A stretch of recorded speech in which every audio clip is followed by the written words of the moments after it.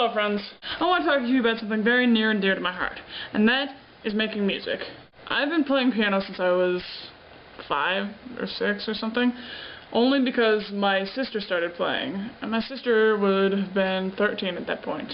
I started taking piano lessons with her, and at first all I could do was like stuff like that. And then I learned more advanced stuff like Heart and Soul.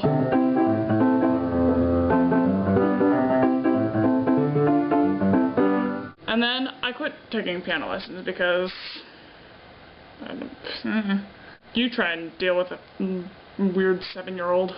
So then after taking piano lessons for a couple years, I switched to cello in 3rd grade, I believe, because my mom's boyfriend at the time was a cellist in the Portland Symphony or orchestra of some kind. Anyway, we went to one of his concerts and it was awesome, and I was like, Mom, I want to play that when I grow up. But then I played the cello for 4 years. I quit in 7th grade because I hated my cello teacher, and the orchestra teacher at my school sucked. And it just wasn't fun for me anymore. Back up a year, summer between 6th and 7th grade, I taught myself how to play guitar. Taught myself how to play some fun stuff. And I quit playing guitar because I was bored with it. 8th grade was the first year I actually started singing. Like, I had been in elementary school choirs and whatnot, like, kept singing all through high school. But that's when I really, started learning the music and learning how to do 4-part a cappella harmonies and learning how to sing 8-part requiems a cappella.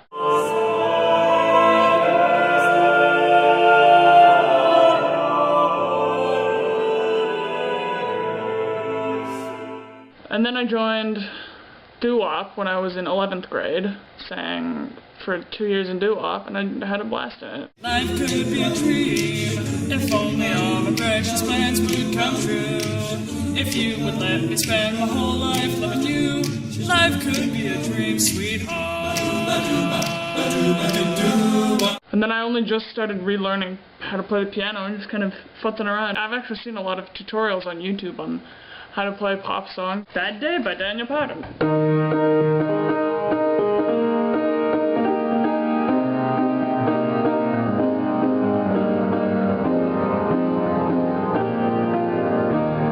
Not actually that hard to do. It helps that I'm actually a really visual person, so like watching people play things, I can usually imitate pretty well. I actually have trouble reading and processing sheet music, so I watch people play things and I'm like, oh, that's easy, I can do this all day.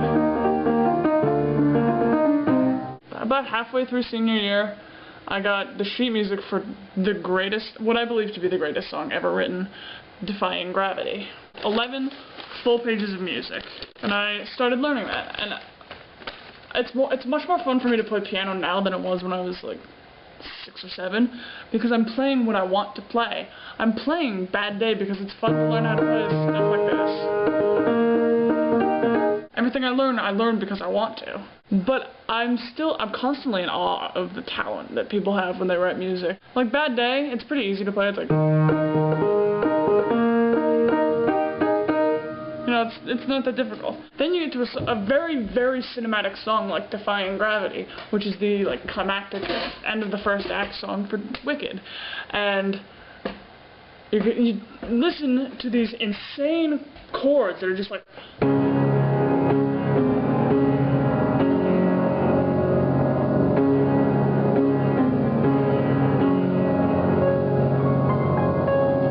And every time I hear it, I'm just like, oh... It's so, Admittedly, the first time I tried to learn it, I learned it half a step higher than the very dinky easy version, so it's much more simple, and it's like, stuff like that,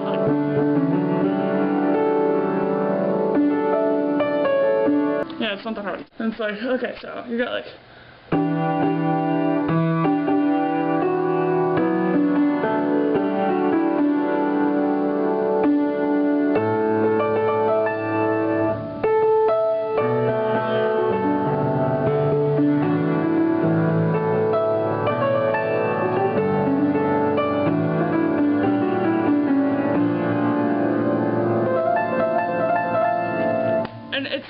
it's cool, but it doesn't sound that cool. Then you get to the real meaty stuff. The real meaty, oh my god, shit, god, real, you know?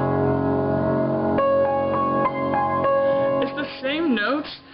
The first version I played was the same. It's the same notes, just instead of being like and down a half step, so it's but with a little extra kick behind it, you know, like added the octave, add a little bit up top. We're gonna shift down a little bit, so we'll go down here. We'll go. Bear with me, my piano's out of tune. Meaty stuff. Remember? It's the same notes. And then add in the 12th octave and you get. And it just sounds so insane. I'm in awe of the power music has, and it's just, you know? You can feel the intensity building just with every chord progression.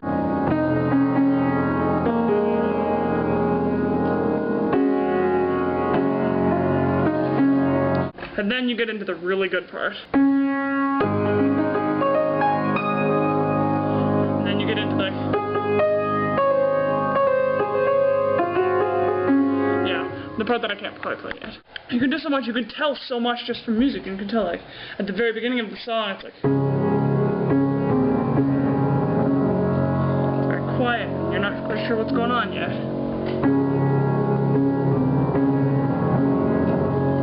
To the like,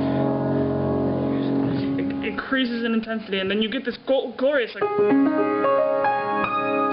that goodness. I like you can tell with the lyrics of the song. You can't pull me down, and it just keeps getting more insane as it keeps going, and then you get to the climax, and it's like, so if you care to find me, you know, it's very insane and gorgeous and intense, and you can convey so much in just a song, which is why I'm so in awe of Stephen Schwartz, who wrote all the music to Wicked. It boggles my mind, the talent it took to write, like, to convey the... oh my god, something's about to happen, versus... like, shit got real, man!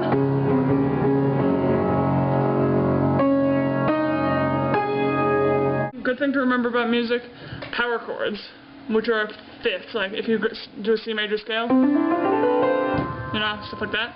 A fifth would be like start at the C and go up to a G, then you add in an octave below that and you get, and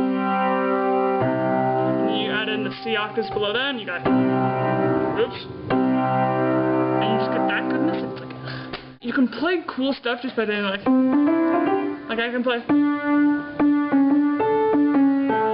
It's not as cool as having the meaty stuff underneath it, and that's why I like music so much. You can convey this incredible story of the story of defying gravity is that you can't hold Elphaba, the Wicked Witch of the West, back, and she's, if you care to find me, look to the western sky, like, I'm going whether or not you're coming with me, that kind of a thing. And it's this incredible story, and the music, it's so good. It's like, with that chord alone, you know it's like, it's good stuff, you know. I'm obviously I'm the most eloquent person ever, but whatever, you know. Music does that to me. And then you get stuff like pop songs, like Apologize by One Republic, which is really simple to play. It's like,